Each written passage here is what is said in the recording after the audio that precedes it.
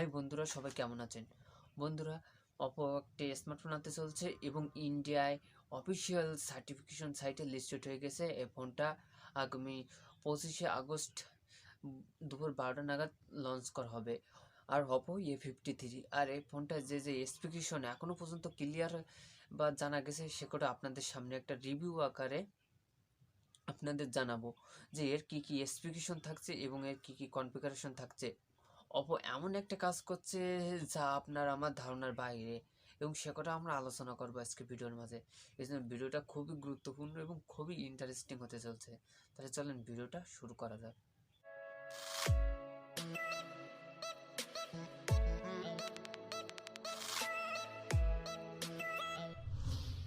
আর বন্ধুরা, অপো যে স্মার্টফোনটা আনতে চলছে, সে ফোনটায় এমন কিছু কিছু স্পেসিফিকেশন থাকছে যা আপনি হয়তো বা আগে শোনেনও নাই বা দেখেনও নাই। যেমন এর ডিসপ্লে সেকশনে থাকছে 6.5 ইঞ্চির মতো একটা HD plus IPS LCD display. এখানে এইচডি প্লাস ডিসপ্লে পাচ্ছেন, কিন্তু এখানে বা এইচডি প্লাসের ভিতরে থাকছে 90 Hz রিফ্রেশ রেট। আপনি কখনো শুনছেন এইচডি প্লাস ডিসপ্লেতে 90 Hz রিফ্রেশ রেট দেওয়া হয়েছে? কোনো কোম্পানি এই পর্যন্ত দিয়েছে? আমার তো মনে হয় জানা মতে কোনো কোম্পানি এই পর্যন্ত এমন কোনো কাজ করি নাই যে এইচডি প্লাস ডিসপ্লেতে 90 Hz রিফ্রেশ রেট সাপোর্ট দেয়। কিন্তু অপো অর্ডার দিচ্ছে, তাদের বোঝেন এমন একটা কাজ করছে, যদি তারা ফুল এইচডি প্লাস দিয়ে 90 Hz রিফ্রেশ রেট দিত তাহলে ফোনটা অনেক জোস্ট এবং ডিসপ্লেটা অনেক ভালো হতো। এবং এর ডিসপ্লেটার রেগুলেশন হচ্ছে 720x1600 পিক্সেল। এর ডিসপ্লেটা একেবারে এইচডি প্লাসের কাতায় পড়ে, কেননা কোনো একেবারে ভালো কোয়ালিটির ডিসপ্লে না। কারণ এখানে আপনি শার্পনেসের ঘাটতি অবশ্যই লক্ষ্য করবেন। ডিসপ্লে পিপিআই ওই 270-এর ভিতরে হইব, এরকম একটা ডিসপ্লে। বন্ধুরা, এই যে ক্যামেরা সেগমেন্টও অনেকটাই ক্লিয়ার হয়ে গেছে, যে এখানেও তারা একটা একেবারে কি বলবো এমন একটা কাজ করছে। যেমন এখানে ত্রিপল ক্যামেরা ফ্যাসিলিটি দিচ্ছে, যার মেন ক্যামেরা 13 মেগাপিক্সেল এবং 2 মেগাপিক্সেল একটা ক্যামেরা থাকবে এবং 2 মেগাপিক্সেল আরেকটা ক্যামেরা থাকছে। এবং এই দুটো ক্যামেরা কোনটা কি এটা জানা যায়নি, সম্ভবত ডেপথ সেন্সার বা ম্যাক্রো শট হিসেবে কাজ করতে পারে। এবং সেলফি ক্যামেরা হিসেবে এখানে পাচ্ছেন 5 একটা ক্যামেরা, এবং তার ভিতরে থাকছে সেই 5 ভিতরেই থাকছে 16 মেগাপিক্সেল একটা ফ্রন্ট ক্যামেরা। তাহলে দেখেন, আমরা সবসময় রিয়ার ক্যামেরা শক্তিশালী দেখতে চাই, বা যে কোনো কোম্পানি শক্তিশালী দিয়ে থাকে, কিন্তু অপো এখানে অন্যরকম করছে। তারা রিয়ার ক্যামেরা দিচ্ছে 13 মেগাপিক্সেল মেন ক্যামেরা, এবং সেলফি ক্যামেরা হিসেবে দিচ্ছে 16 মেগাপিক্সেল।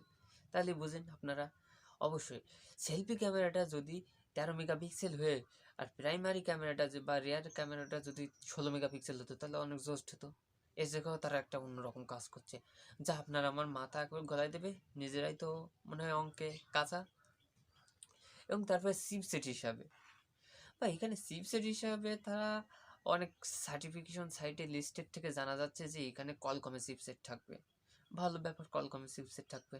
কিন্তু এখানে আরেকটা সার্টিফিকেশন সাইটের লিস্ট থেকে জানা যাচ্ছে, গ্যাজেট বাংলা খুব সম্ভবত এই সার্টিফিকেশন সাইটের লিস্ট থেকে জানা যাচ্ছে যে এখানে কলকম স্ন্যাপড্রাগনে 460 চিপসেটটাই পাবেন।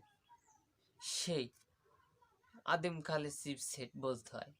এখন 460 চিপসেট দিয়ে তারা কোনো একটা নতুন স্মার্টফোন আনতে চলছে। জানি না তারা কি ভাবে জনগণকে। তারা যেভাবে খেলছে, জনগণও সেভাবে খেলছে, মানে মার্কেটিং তারাই করতে পারে। অবশ্যই ফোনটা এমন এমন ফিচার দিয়ে দেখবেন, মার্কেটিং এমনভাবে করবে, বিজ্ঞাপন দেবে, আহামরি তারা দেখানোর চেষ্টা করবে যে আমাদের ফোনে এমন 90 Hz ডিসপ্লে, এত মানে বিস্তারিত যত কিছু দেওয়ার কথা ফোনটা বিক্রি করার জন্য। এবং এ ফোনটায় অপারেটিং সিস্টেম হিসেবে থাকবে অ্যান্ড্রয়েড 10, এবং তাদের নিজস্ব কালারওয়েস 7.2-র মতো সাপোর্ট আপনারা পাবেন। এবং এখানে ভালো ব্যাপার, এখানে 5000 mAh ব্যাটারি দেওয়া হয়েছে, যথেষ্ট ভালো ব্যাটারি ব্যাকআপ আপনারা পাবেন এর থেকে। এবং এখানে টাইপ সি পোর্টের সাথে 30 ওয়াটের ফাস্ট চার্জিং ফ্যাসিলিটি সাপোর্ট দিচ্ছে, ভালো ব্যাপার। কিন্তু এই যে ফোনটার স্পেসিফিকেশনটা আমার কাছে কেমন যেন একটু অন্যরকম লাগছে। তারা জানি না, যারা এর স্পেসিফিকেশন সাজিয়েছে তারা মনে হয় মাথায় সমস্যা আছে, বা মাথা যদি সমস্যা নাও থেকে থাকে তাহলে আমাদের সমস্যা করেই ছাড়বে এই ফোনটা। কেননা এখানে এইচডি প্লাসের সাথে 90 রিফ্রেশ রেট কখনো আপনারা শোনেনও নাই বা আম্মু কখনো শুনে নাই, এমন কোনো কোম্পানি এই পর্যন্ত দেয়ও নাই। বুঝতে পারছেন? এখানে ক্যামেরা সেগমেন্টও সেম, যে তারা সেলফি ক্যামেরা রিয়ার ক্যামেরা ছোট করছে। সবসময় আমরা দেখে আসি যে রিয়ার ক্যামেরা বা পিছনের ব্যাক ক্যামেরা সবসময় শক্তিশালী সব থেকে হয়ে থাকে তার প্রাইমারি ক্যামেরাটা, কিন্তু এখানে দেখা যাচ্ছে সেলফি ক্যামেরা সব থেকে শক্তিশালী। বুঝতে পারছেন? এবারে এখানে সে পুরনো আমলের সে আদিমকালের সেই চিপসেট দেওয়া হয়েছে কলকমে 460 চিপসেটটা। তাহলে আপনারা বোঝেন যে অপো কি এমন এমন স্মার্টফোন নিয়ে এসে বা এমন এমন স্পেসিফিকেশন দিয়ে কি নিজেদেরকে বদনাম করতে চায় নাকি আমাদের কনফিউজ করতে চায়? অবশ্যই আপনারা কমেন্টে লিখে জানাবেন আমাকে।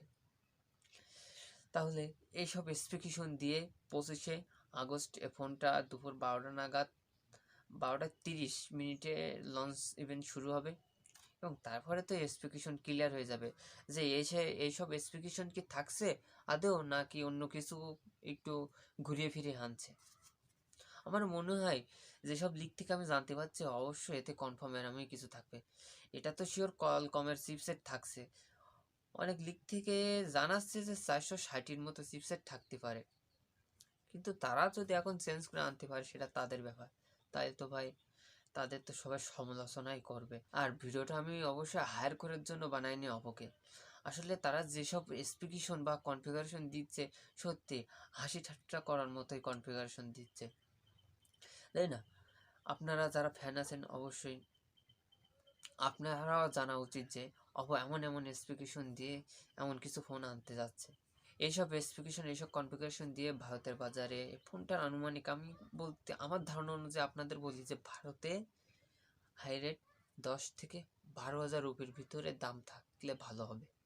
তার বেশি যদি থাকে তাহলে ফোনটা মনে হয় মার্কেটিং তো দূরের কথা, অনেকেই যায় যে এই স্পেসিফিকেশন সম্পর্কে বোঝে বা জানে সে মনে হয় এই ফোনটার দিকে পা বাড়াবে না। কারণ এখানে তো প্রথমত এইচডি প্লাস ডিসপ্লে দিচ্ছে, এখানে চিপসেট জায়গায় নর্মাল একটা চিপসেট দিচ্ছে এবং এভারেজ যারা টুকটাক অপর ফ্যান আছেন বা অপর ফোন টোন কিনতে যাচ্ছেন এরা ফোনটা ভালো, কিন্তু ভাই দেখেই কিনবেন যে ডিসপ্লের শার্পনেসের ঘাটতি অবশ্যই লক্ষ্য করবেন, কেননা এইচডি প্লাস ডিসপ্লে দেওয়া হয়েছে, ব্যাটারি ভালো কিন্তু ডিসপ্লে ক্যামেরাও মোটামুটি একেবারে খারাপ বলা যাবে না, এই এভারেজের তালিকায় থাকবে।